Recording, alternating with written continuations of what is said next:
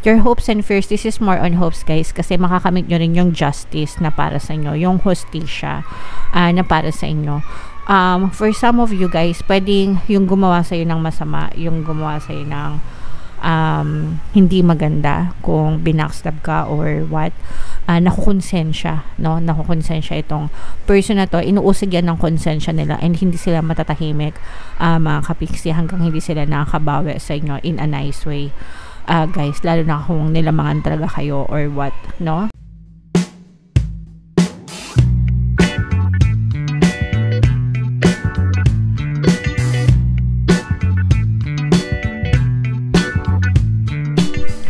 Hello guys, hello Capricorn, welcome back to Pinoy Pixie Tarot. Ang pamagat ng episode natin for tonight is Story Mo Ba To?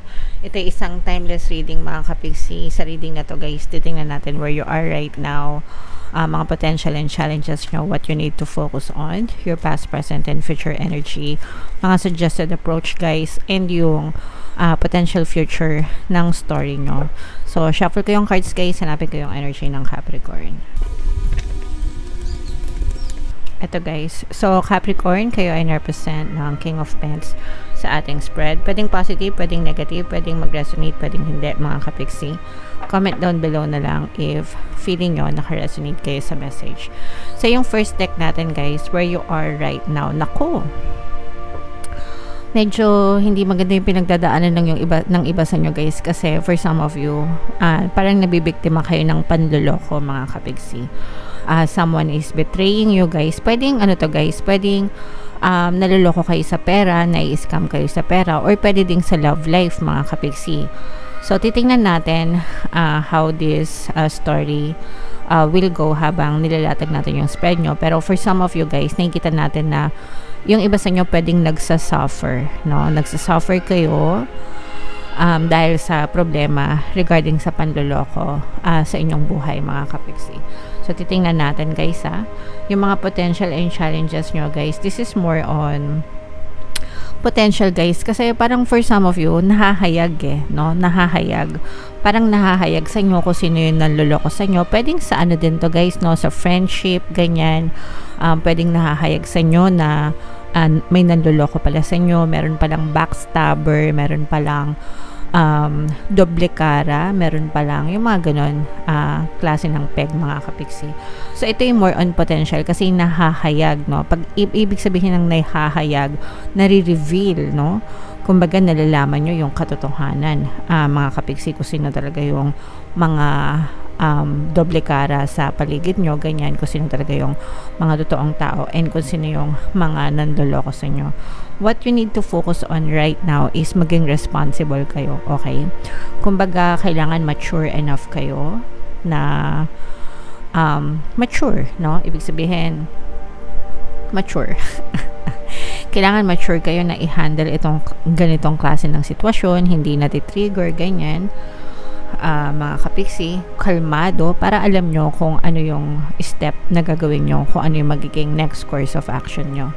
In your recent past, mga kapiksi, pwedeng ano to guys, somebody na malapit sa inyo, no? Kasi parang in your recent past, nandun yung TLC, tender love and care. Pwedeng sa relationship ito guys.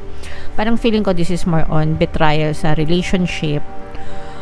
Pwedeng romantic na relationship like specific person, or betrayal na sa friends, ganyan, yung mga kaibigan mo na akala mo kaibigan mo pero sila pala yung naninira sa inyo. So in your recent past mga kapiksi, nakikita natin na maganda yung pakikitungo, maganda yung kumbaga connection, pwedeng nahulog yung loob, pwedeng ganon, no? Parang may mga palabok, ganyan. Kaya hindi kumbaga hindi rin naging mahirap para sa inyo na makapalagay ang loob nyo itong person na to kasi maganda yung pinakita sa inyo, okay?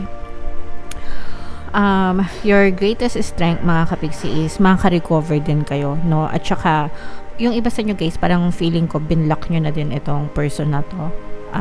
Kung nalaman nyo talaga na, kumbaga kung na-reveal na sa inyo na ganyan talaga yung pagkatao ng person na yan, parang yung iba sa inyo parang sinimulan nyo na silang i-block, hindi lang sa messenger, hindi lang sa text chat, kundi parang sa buhay nyo, binlock nyo na talaga sila. Parang blacklisted. Okay, blacklisted sila, mga kapiksi. Okay? And in the near future, ito guys, this is an air sign, RG, Aquarius, Gemini, Libra. Pero for some of you guys, in the near future, parang matututo na kayo na gumamit ng utak, no? Hindi lang puro emosyon. Kumbaga parang natuto na kayo ng leksyon natuto na kayo ng lesson na hindi lahat ng tao sa paligid natin ay mapagkakatiwalaan. Hindi porket nakapalagay ang loob natin, pagtitiwalaan na natin. Okay, so parang doon, natuto kayo ng leksyon, mga kapiksi. In the near future, magagamit nyo yan para maiwasan nyo na maloko ulit or mabetray ulit, mga kapiksi. Yung suggested approach sa inyo guys, eto parang yung iba kasi sa inyo parang hindi pa kayo maka-move on, no? So parang sinasabi dito na ang suggested approach is i-let go nyo na, wag nyo nang masyadong pahirapan yung sarili nyo, and i-accept nyo na lang guys na nangyari na, kasi nangyari na, 'di ba? Lalo na, or kung hindi pa nangyayari guys, iwasan nyo nang mangyari, wag nyo nang hayaang mangyari. Okay? And kung nangyari naman na, tanggapin nyo na yun, tapos na, okay, pero move on, kumbaga forgive, move on, pero kailangan marunong na rin kayong mag-filter, no? Kasi naloko na kayo so wag nyo nang hayaan na maloko ulit kayo, mga kapiksi. And what you need to know guys, eto guys, parang this is for your own sake, no? Parang sinasabi dito na kaya nga siya na-reveal sa'yo. Parang ano siya parang reflection, no? Magkakaroon kayo ng reflection, and this is for your good, no? Na parang, again, tinuturuan kayo ng leksyon ni universe na hindi lahat ng tao sa paligid natin is mapagkakatiwalaan, mga kapiksi. So, parang ganun yung gustong sabihin sa'yo ni universe, na hindi lahat ng tao sa paligid mo, hindi porket friends, hindi porket family, hindi porket malapit sa'yo. You should learn to doubt, no? Doubt all the people, guys, for your own good. Kumbaga, yung doubt, kasi diba, sabi nga natin, i-let go natin yung doubts and fears. Pero sometimes yung doubt, nakakatulong yon kapag pinagdududahan natin yung isang tao para maprotektahan tayo, okay? Hindi tayo basta-basta mag-give in sa kanila, guys, okay? Comment down below, no, if so far naka-resonate kayo, if story nyo ba to, mga kapiksi. Your hopes and fears, this is more on hopes, guys, kasi makakamit nyo rin yung justice na para sa inyo, yung hustisya na para sa inyo. For some of you guys, pwedeng yung gumawa sa'yo ng masama, yung gumawa sa'yo ng hindi maganda, kung binackstab ka or what, nakukonsensya, no? Nakukonsensya itong person na to, inuusig yan ng konsensya nila, and hindi sila matatahimik, mga kapiksi, hanggang hindi sila nakakabawi sa inyo in a nice way, guys, lalo na kung nilamangan talaga kayo or what, no? Pero you will get the justice that you deserve, mga kapiksi, okay? And yung potential future nito, guys, is para magkakaroon din dito ng usapan, no? Para magkakaroon din ng clarification, kasi yung iba sa inyo, guys, parang feeling ko tinatanong nyo yung sarili nyo, what went wrong, saan ako nagkamali, anong mali sa akin, anong nagawa ko, bakit mo ako tinraidor, bakit mo ako binackstab, ganyan. So may mga tanong kayo na ganon, and for some of you guys, pwede kayo magkaroon ng parang heart to heart conversation itong person na to, para mag-explain siya sa'yo, sabihin niya, ipaliwanag niya yung side niya kung bakit ngayon nagawa sa inyo, etc, mga kapiksi. And pwede rin ito, guys, manghingi ng forgiveness, no? Kasi nga, itong person na to is inuusig ng konsensya. So kapag dumating yung time na yun, actually, guys, kahit hindi pa sila nanghihingi ng sorry, patawarin nyo na para mawala yung mga negative emotions nyo. Pero hindi porket pinatawad nyo na, tatanggapin nyo na sila sa buhay nyo.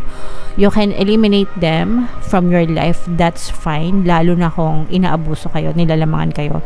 Pero alisin nyo yung galit, guys, kasi para hindi kayo mag-suffer. Kasi kapag may galit kayo, anger, hatred, resentment, grudges, kayo yung magsasuffer kasi nabablock nyo yung pagkakaroon ng harmonious relationship with life, okay?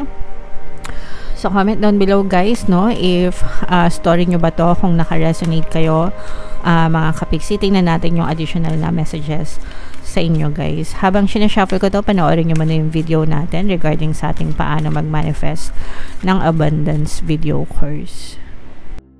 Kapiksi, sawa ka na ba sa mga struggles at hirap sa buhay mo? Masipag ka ba at masikap sa buhay ngunit hindi ka pa rin umaasenso? Ilang beses ka na bang nag-attempt mag-negosyo at mag-invest pero palagi ka pa rin nalulugi? Sa pagkakataon na ito ay maaaring may subconscious beliefs ka na nagiging balakid sa iyong pag-unlad at pagyaman. Introducing, paano mag-manifest ng abundance video course. Dito ay matututunan mo ma-overcome ang mga balakid mo para tuluyan ka ng umunlad, umasenso, sumagana, maging matagumpay, successful at maswerte sa iyong kabuhayan, pera, trabaho, negosyo sa lapi at kaperahan ng bonggang-bongga. Dali, mag-send na ng email sa pinoypixie@gmail.com at simulan na ang iyong pagyaman ngayon. Alright, so sa lahat ng gusto mag-avail ng course guys, yung promo natin for August, magbibigay ako ng free 3-in-1 pampaswerte sa subliminal, pampaswerte sa buhay, sa love life at saka sa pera, mga kapiksi, no? 3-in-1 yan, worth 1,500 yung freebie na yan. So i-avail nyo na guys, sobrang ganda. And meron din tayong bagong course mga kapiksi, paano mawala ang third party at magkaroon ng harmonious na relationship. Para mawala guys yung mga kabit ng mga jowa nyo. 30% discount naman yan until August 31 na lang guys. Sa bare months iba na yung presyo nyan. So i-avail nyo na guys, sobrang ganda. Okay, so ito yung additional na message para sa inyo guys. Fill up your well. Retreat, rest, refuel. Okay? So sometimes, ayan, pasensya na kayo guys, no? Naglalaro yung mga bata sa labas. Marami kasi mga bata dito sa block namin. And kahit na maingay, nakakatawa pa rin kasi 'di ba may playtime sila. Kaysa naman sa nauubos yung time nila kaka-gadgets, 'di ba? Konti na lang kasi yung mga bata na naglalaro. Madalas puro gadgets na. So hayaan lang natin sila magsaya.